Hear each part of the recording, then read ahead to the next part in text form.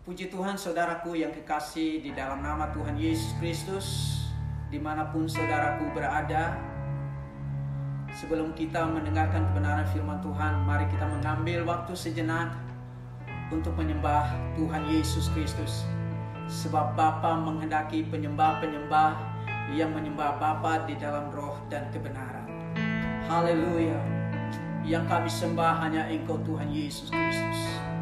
Haleluya, haleluya. Yang ku sembah hanya Yesus, yang ku puja hanya Yesus, yang ku sanjung hanya Yesus. Sebab Kau Allahku, Yesus, Kau Allahku, Yesus, Engkau Tuhanku, Yesus, Engkau Rajaku yang turun ke dunia. Oh Yesus, ku sembah Kau, curahkan Roh Kudus-Mu. Kini aku menyembah, masuk hadirat-Mu.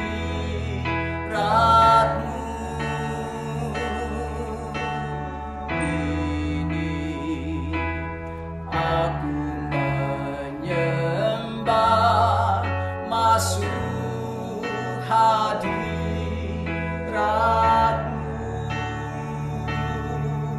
Haleluya, jadikanlah kami penyembah-Mu.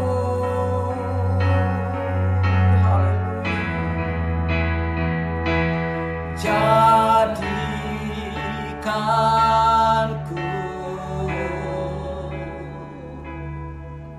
penyembah-Mu Tuhan,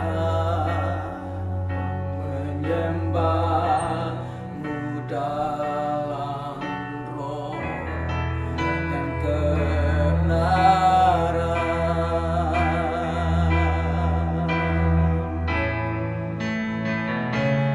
Bawa daku untuk lebih mengenal-Mu dalam hadirat-Mu Tuhan. Mari Roh Kudus bekerjalah di dalam kami. Haleluya, haleluya. Bekerjalah ya Roh Kudus, berkatalah lebih lagi. Urapan-Mu, lawatan-Mu, Kaulah yang ku perlu. Kau terutama di hidupku.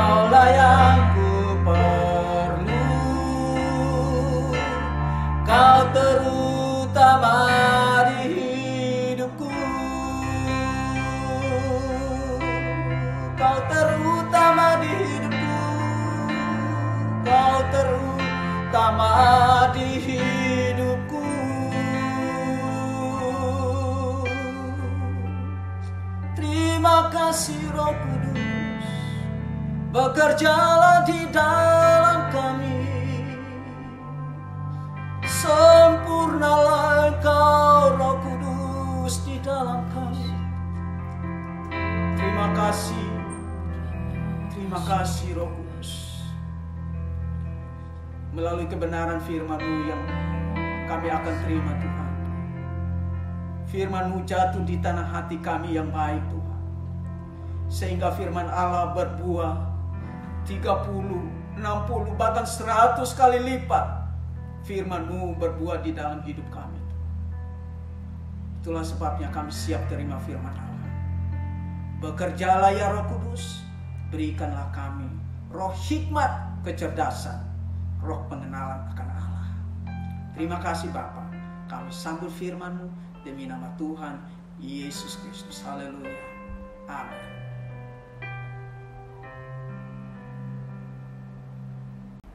Haleluya. Selamat siang seluruh jemaat GPDI Maranatha. Kita berjumpa lagi di udara kali ini. Ya, saya pertama-tama mengucapkan terima kasih kepada Tuhan atas kesempatan ini. Kita bisa bertemu di udara, kepada Bapak Gembala, menyertai Yohanes Bale dan Ibu, kepada setiap segenap anggota pastori ya. Terima kasih atas kesempatannya. Dan saya langsung membuka firman Tuhan di dalam Wahyu 6 ayat 6. Wahyu 6 ayat 5 sampai ke 6. Saya akan bacakan.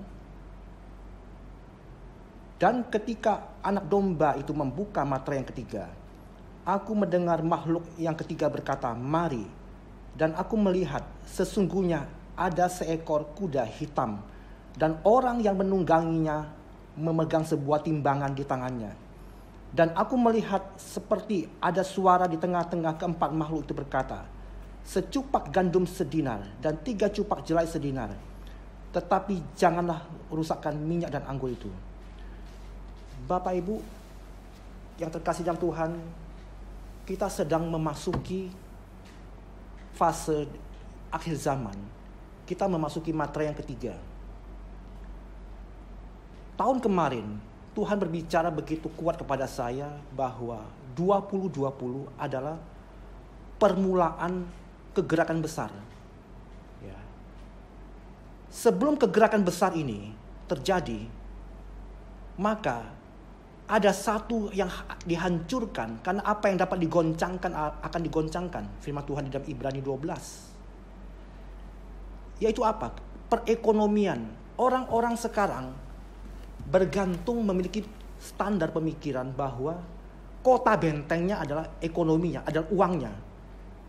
Dan ekonomi ini akan Tuhan hancurkan sehingga orang-orang mencari Tuhan. Dan virus corona ini adalah akselerator, pemicu daripada kejadian di dalam Wahyu 6 ayat 6 ini. Secupak gandum sedinar berbicara bahwa upah kerja 1 hari hanya cukup untuk dibelikan gandum 1 liter. Kita sudah pernah bahas sebelum-sebelumnya, dan kita melihat bahwa 2020 ini, ketika virus corona itu muncul, virusnya sendiri cuma mematikan 100 lebih orang di seluruh dunia. Mungkin nanti akan lebih. Tetapi efek ekonominya sampai global seluruh dunia, dan seluruh dunia akan bangkrut, seluruh negara akan bangkrut, dan ujungnya mencari pinjaman kepada organisasi-organisasi invisible yang ada di belakang semuanya ini. Ya, catat ini bahwa seluruh dunia akan bangkrut. Dan mereka menawarkan sistem perekonomian baru yang memakai microchip 666 yang ditempelkan, diselipkan di dahi dan tangan kanan. Dan sekarang dunia sedang dilatih, dibiasakan social exercising. Dunia dibiasakan untuk scan dahi, scan jidat, mau masuk ke mall, mau masuk ke kantor, mau masuk ke manapun, dicek suhunya. Kenapa? Supaya orang-orang dunia tidak kaget lagi nantinya bahwa nanti microchip itu segera diperkenalkan dan mereka tiap hari di-scan dahinya atau tangan kanannya. Ya. Dan kita melihat bahwa firman Tuhan berkata apa? Secupak gandum sedina dan 3 cupak jelai sedina, tetapi janganlah rusakkan minyak dan anggur itu. Firman Tuhan berkata bahwa minyak dan anggur itu tidak akan dirusakkan. Orang-orang Kristen yang memiliki firman dan roh tidak akan kena. Firman dan roh ini berbicara kuasa Roh Kudus dan firman Tuhan yang hidup di dalam orang-orang percaya. Setelah corona ini, setelah goncangan ini akan ada tuaian jiwa-jiwa. Sesuai dengan firman Tuhan di dalam Yoel 2 ayat 28 berkata bahwa Tuhan akan mencurahkan rohnya pada hari-hari itu. Hari-hari itu Tuhan akan mencurahkan rohnya kepada semua manusia. Yoel 2 ayat 28. Maka anak-anak muda teruna-terunamu akan mendapat penglihatan dan orang-orang tuamu akan mendapatkan mimpi. Ini janji firman Tuhan. Setelah kegoncangan ini, maka ada kegerakan Tuhan. Kegerakan penuaian besar-besaran jiwa di seluruh dunia. Kita juga membuka sebentar di dalam Yesaya ke-60.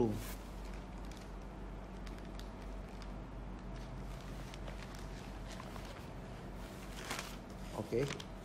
Kita buka Yesaya 60 ayat 1 sampai 7. Saya akan bacakan. Bangkitlah, menjadi teranglah, sebab terangmu telah datang dan kemuliaan Tuhan terbit atasmu. Sebab sesungguhnya kegelapan menutupi bumi dan kekelaman menutupi bangsa-bangsa. Tetapi terang Tuhan terbit atasmu dan kemuliaannya menjadi nyata atasmu. Ayat ketiga, bangsa-bangsa berduyun-duyun datang kepada terangmu dan raja-raja kepada cahaya yang terbit bagimu. Angkatlah mukamu dan lihatlah ke sekeliling. Mereka semua datang berhimpun kepadamu. Anak-anakmu laki-laki datang dari jauh dan anak-anakmu perempuan digendong. Pada waktu itu engkau akan heran melihat dan berseri-seri. Engkau akan tercengang dan akan berbesar hati, sebab kelimpahan dari seberang laut akan beralih kepadamu dan kekayaan bangsa-bangsa akan datang kepadamu. Sejumlah besar unta akan menutupi daerahmu, unta-unta muda dari Median dan Eva. Mereka semua akan datang dari Sheba, akan membawa emas dan kemenyan, serta memberitakan perbuatan masyhur Tuhan. Segala kambing domba Kedar akan berhimpun kepadamu, domba-domba jantan Nebayot akan tersedia untuk ibadahmu. Semuanya akan dipersembahkan di atas mezbahku sebagai korban yang berkenan kepadaku, dan aku akan menyemarakkan rumah keagunganku.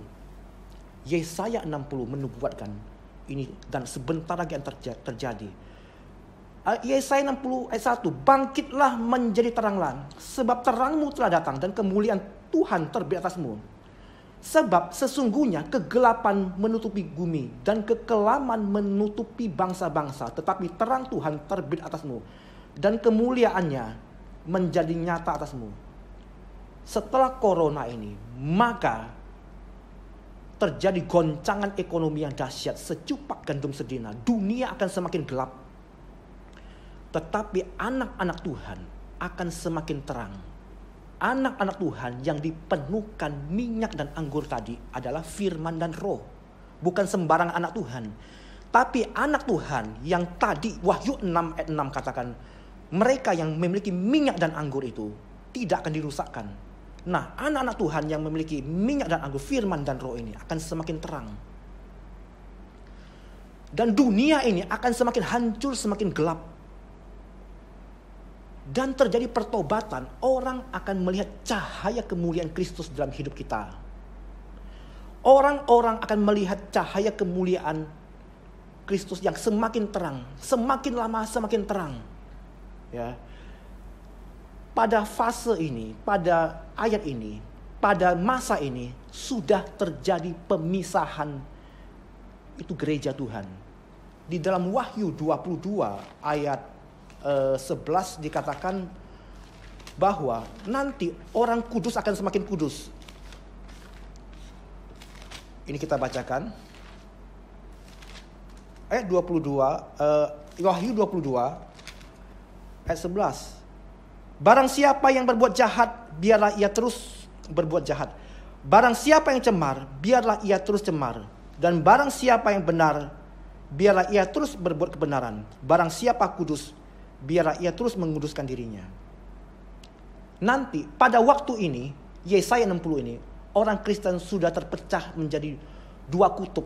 Yang kudus akan semakin kudus, yang cemar akan semakin cemar, yang jahat sekarang ini akan semakin jahat. Dan di dalam Yesaya 60 ini, terang Tuhan akan semakin terang kepada orang-orang yang kudus. Orang-orang yang baik, yang dipenuhkan Roh Kudus, akan semakin lagi dipenuhkan Roh Kudus sampai tingkat kepenuhan Roh Kudus 2 kali lipat ganda. Kedua sayap besar burung Nazar. Orang-orang akan melihat Injil yang diberitakan oleh orang-orang Kristen ini. Akan terjadi kegerakan besar. Bapak Ibu, ada seorang hamba Tuhan teman saya berkata, gereja mereka tahun ini mencanangkan Tuhan memberitahu kepada gembalanya ada Pantai Kosta ketiga. Saya berkata iya, Pantai Kosta ketiga, tapi istilah kita GPDI adalah kegerakan besar. Tapi isinya sama. Ya. Menurut mereka Pantai Kosta pertama adalah di loteng Yerusalem. Oke, amin.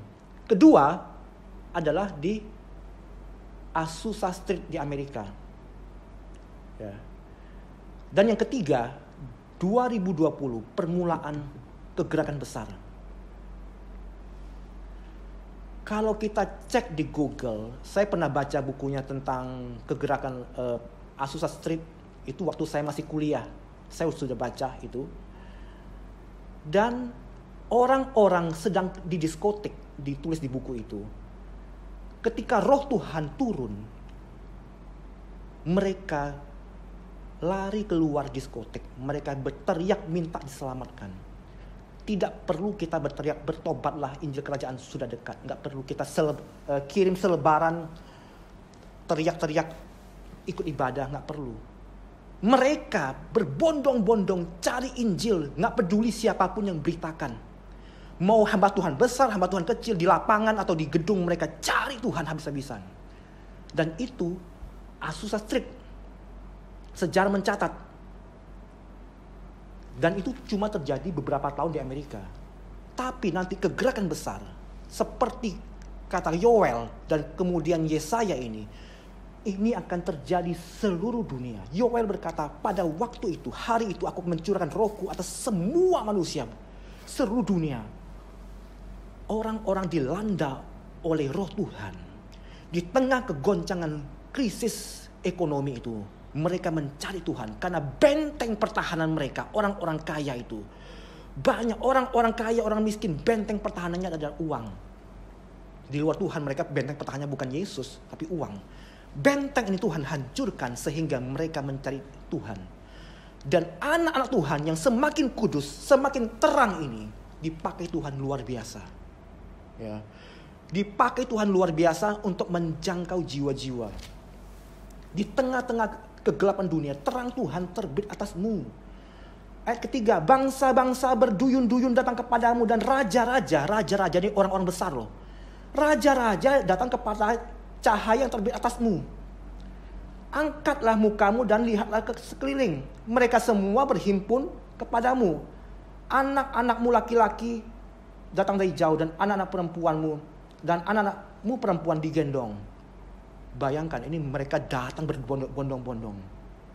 Makanya firman Tuhan berkata pada waktu itu di dalam Lukas 10 ayat 2 dikatakan nanti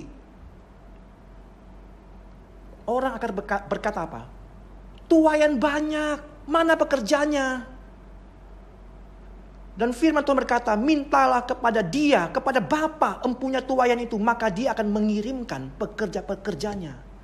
Dan siapakah pekerja-pekerja itu? Semua jemaat gereja yang sekarang hari-hari ini sudah penuh dengan Roh Kudus. Mereka inilah yang dipakai Tuhan, yang sekarang ini, hari-hari ini masih sembunyi di belakang layar. Ya. Orang-orang ini, orang-orang yang mungkin orang-orang dipandang sebelah mata oleh dunia, nggak dipandang sebelah mata oleh gereja-gereja besar. Dan orang-orang ini masih Tuhan simpan di belakang layar. Nanti kegerakan besar, ada miliaran orang minta diselamatkan. Dan butuh banyak pekerja-pekerja. Tuhan kirimkan pekerja-pekerja itu dari berbagai penjuru dunia. Haleluya. Dan kitalah orang-orangnya. Dan firman Tuhan berkata di dalam Yoel 2 juga dikatakan bahwa baiklah orang-orang yang tidak berdaya berkata, aku ini pahlawan. Ya. Kita buka di dalam Yoel 3 ayat 10. Yoel 3 ayat 10 berkata demikian. Tempalah mata bajakmu menjadi pedang dan pisau-pisau pemangkasmu menjadi tombak. Baiklah orang yang tidak berdaya berkata, aku ini pahlawan. Ya. Orang-orang yang tidak berdaya ini berkata, aku pahlawan. Mereka lah adalah pekerja-pekerja untuk tuai yang sangat besar itu. Bahkan gereja ini tidak akan cukup. Tuhan kirimkan orang-orang yang hari-hari ini sudah penuh minyak dan anggur. Dan kita melihat di dalam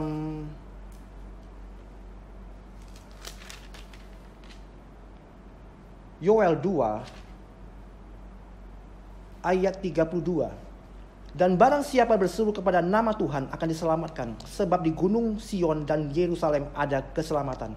Seperti yang telah difirmankan Tuhan. Dan setiap orang yang dipanggil Tuhan akan termasuk orang-orang yang lepas. Pada waktu itu, dengar ini. Orang akan berseru kepada nama Yesus. Dan mereka diselamatkan. Seperti di Azusa Street. Cuma Azusa Street itu cuma di Amerika. Ini akan roh Tuhan akan melanda seluruh dunia. Ya. Orang akan berseru kepada nama Tuhan dan diselamatkan. Sebab di gunung Sion ada dan di Yerusalem ada keselamatan. Tapi ayat berikutnya. Dan setiap orang yang dipanggil Tuhan akan termasuk orang-orang terlepas. Di tengah penuaian jiwa-jiwa yang sangat luar biasa. Ada orang-orang Kristen lama yang murtad. Mereka yang sudah dipanggil Tuhan lama akan menjadi orang-orang yang terlepas. Bapak Ibu, ini mengerikan. Bagi kita yang sudah Kristen, sudah lama, mungkin tinggal di zona nyaman, tidak dipenuhkan dengan Roh Kudus, hidup sembarangan. Ini warning loh. Pada kegerakan besar ini, sudah terjadi pemisahan gereja. Yang kudus akan semakin kudus, yang cemar, yang jahat akan semakin jahat. Dan yang cemar, yang jahat ini akan terlepas. Akan murtad. Banyak orang Kristen akan murtad. Kalau menurut perhitungan Alkitab, sepertiga bintang di langit akan terseret ekor naga merah padam. Wahyu 12 ayat 3-4. Tapi saya percaya bahwa kita di sini adalah orang-orang pilihan yang hari-hari ini sudah dipenuhkan minyak dan anggur, sehingga kita bersiap untuk kegerakan besar ke depan. Bersiap untuk kegerakan besar di depan. Dan kita buka sebentar di dalam Matius 24. Ini yang Tuhan katakan. Matius 24 ayat 14.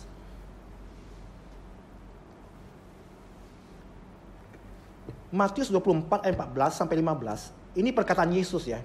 Murid-murid, perikopnya permulaan penderitaan. Murid-murid bertanya kepada Yesus, Yesus kapan kau datang? Yesus jawab bla bla bla bla bla, ABCD, dan Tuhan jawab.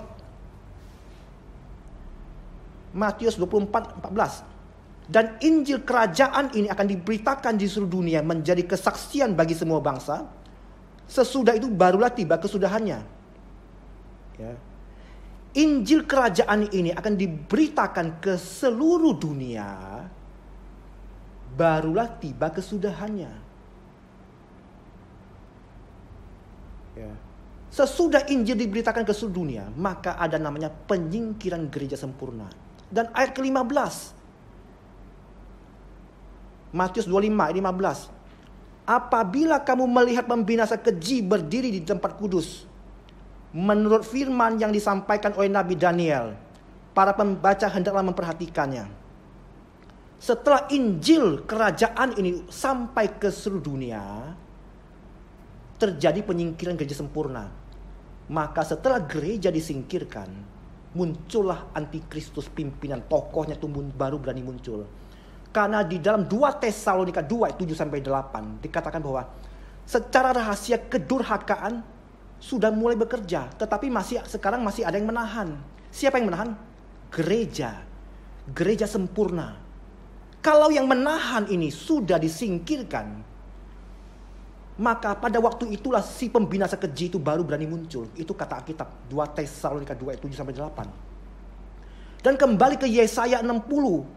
Yesaya 60 ayat 8. Setelah kelimpahan, setelah bangsa-bangsa berduyun-duyun kepada terang orang Kristen, dunia ini akan makin gelap. Bangsa-bangsa datang kepada orang Kristen, dan mereka, Tuhan pindahkan harta bangsa-bangsa kepada orang-orang Kristen yang penuh firman dan roh ini. Untuk apa? Untuk penginjilan. Penginjilan ke seluruh dunia membutuhkan banyak biaya, dan Tuhan pindahkan harta bangsa-bangsa. Dan banyak orang-orang dunia yang belum pernah kenal Kristus, belum pernah kenal Yesus. Setelah mereka dengar Yesus, mereka terima Yesus, mereka diubahkan seperti Zakeus. Zakeus berkata apa? Setengah daripada milikku akan kuberikan kepada orang miskin, dan sekiranya kalau ada yang kutipu, akan kuganti 4 kali lipat ganda. Ada orang-orang kaya yang pelitnya minta ampun. Ketika kegerakan besar itu, mereka dijamah Tuhan dan mereka kasih hartanya. Bukan untuk berfoya-foya. Itu cuma untuk orang-orang Kristen yang penuh firman dan roh. Ada banyak orang-orang Kristen yang tidak menikmati harta bangsa-bangsa ini. Karena kenapa? Mereka tidak penuh dengan Roh Kudus dan mereka hidup dalam kedagingan yang luar biasa. Dan Tuhan tidak mempercayakan bendahara-bendahara seperti ini. Tapi kita bersyukur kita menjadi penuai, satu menjadi bendahara. Ya. Sudah menuai jiwa-jiwa, Tuhan percayakan kita menjadi bendahara di akhir zaman. Setelah itu baru disingkirkan. Dan di dalam Yesaya 60 ayat ke-8 berkata, sesudah kejadian itu, kelimpahan bangsa-bangsa itu, siapakah yang melayang seperti awan? Ada orang yang seperti melayang seperti awan, dan seperti burung merpati yang kembali ke pintu kandangnya. Yesaya 60 ayat ke-8 berkata demikian. Setelah kegerakan besar di seluruh dunia itu, Injil kerajaan itu sudah sampai ke seluruh dunia. Yang tahu Injil kerajaan itu sudah sampai atau belum, cuma Tuhan. Ketika Tuhan melihat Injil kerajaan ini sudah sampai ke seluruh dunia, maka tiba-tiba Yesaya 60 ayat 8, ada orang-orang yang melayang seperti di awan, dan seperti burung merpati yang kembali ke pintu kandangnya. Itu adalah penyingkiran gereja sempurna. Dan setelah itu, barulah antikristus berkuasa. Bapak Ibu yang terkasih dalam Tuhan, hari-hari ini bagaimana kita? Kita harus semakin dekat dengan Tuhan. Dan satu ciri khas daripada gereja yang sudah dipenuhkan minyak dan anggur, mereka adalah menyembah Bapa dalam roh dan kebenaran. Di dalam Yohanes 4 ayat 23-24, Bapa menghendaki penyembah-penyembah demikian. Tuhan sudah membangkitkan penyembah-penyembah yang menyembah Bapa dalam roh dan kebenaran. Barang siapa menyembah Bapa harus menyembah dalam roh dan kebenaran. Bukan sekedar penuh Roh Kudus, tapi sampai ke level menyembah Bapa dalam roh dan kebenaran. Orang-orang seperti inilah yang Tuhan sedang persiapkan. Tuhan sedang persiapkan sebagai penuai-penuai di akhir zaman ini.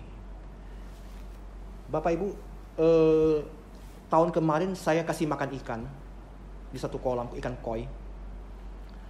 Dan Tuhan bicara begini, nanti kegerakan besar, orang tidak peduli siapa yang kasih makan ikan itu. Ikan koi itu sekali dikasih makan, itu langsung berebut. Waduh, langsung mulutnya tuh buka semua.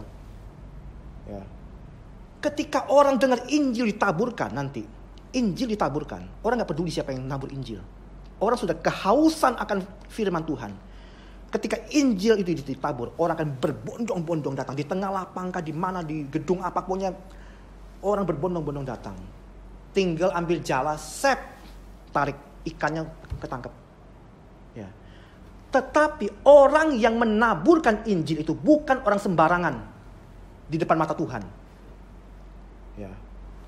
Ngerti maksud saya? Jadi nanti orang tidak peduli siapapun, anak muda kah, orang tua kah, anak kecil kah yang diurapi Roh Kudus tiba-tiba berkhotbah. Orang gak peduli. Injil kerajaan ini, waduh, mereka sangat berantusias. Tetapi orang-orang yang menyampaikan Injil ini nantinya tuh sudah Tuhan persiapkan mereka hari-hari ini. Mereka bukan orang sembarangan. Yang kasih makan ikan koi itu bukan orang-orang sembarangan. Mereka Tuhan sudah persiapkan untuk kegerakan besar ini. Dan sebagian besar dari mereka bukan orang-orang terkenal, bukan hamba-hamba Tuhan terkenal. Karena firman Tuhan akan terlihat nanti begitu jelas. Di dalam Matius 19 ayat 30 berkata, nanti yang terdahulu akan menjadi kemudian, yang paling belakang akan menjadi paling depan, yang paling depan akan jadi paling belakang.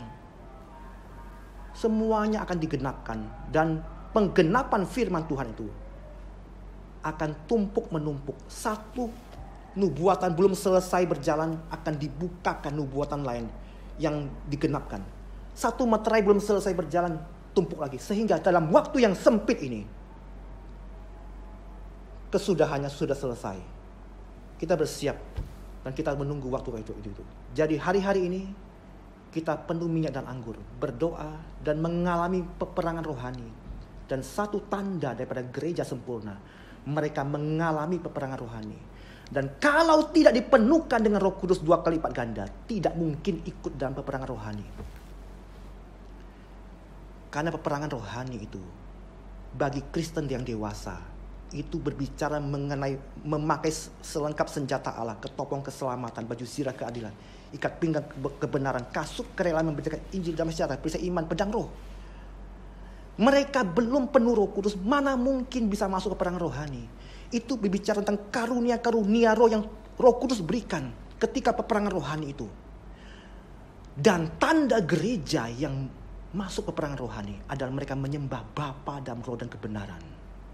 Karena Tuhan bertahta di atas puji-pujian orang-orang Israel.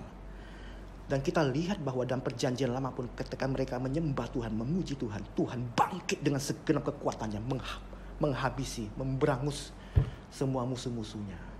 Peperangan rohani akan terjadi makin dahsyat. Tidak ada pilihan bagi kita, penuh minyak dan anggur, penuh dengan firman Tuhan dan Roh Kudus. Dipenuhkan Roh Kudus 2 kali lipat ganda sampai karunia-karunia roh itu bekerja. Dan masuklah dalam kegerakan besar ini. Haleluya. Kita berdiri, kita akan berdoa. Bapa di sorga, kami mengucap syukur Tuhan untuk siang hari ini Tuhan. Kebaikan kemurahan-Mu Bapa menyertai kami Bapa. Biarlah kami Tuhan adalah salah satu Tuhan dari laskar Kristus di akhir zaman Tuhan. Kami tahu Tuhan kegerakan besar ada di depan Tuhan. Penuhkan kami dengan minyak dan anggur, dengan firman dan roh-Mu Tuhan. Kepenuhan Roh Kudus 2 kali lipat ganda. Dan hari-hari ini Tuhan adalah hari-hari peperangan rohani yang begitu dahsyat Bapa. Terima kasih Tuhan. Urapi setiap kami yang mendengarkan firman-Mu ini Tuhan. Kami semakin mengasihi Engkau Bapa. Dan kami semakin Tuhan nyata Tuhan di dalam kegerakan besar ini Bapa. Di dalam nama Yesus kami mengucap syukur. Haleluya. Amin.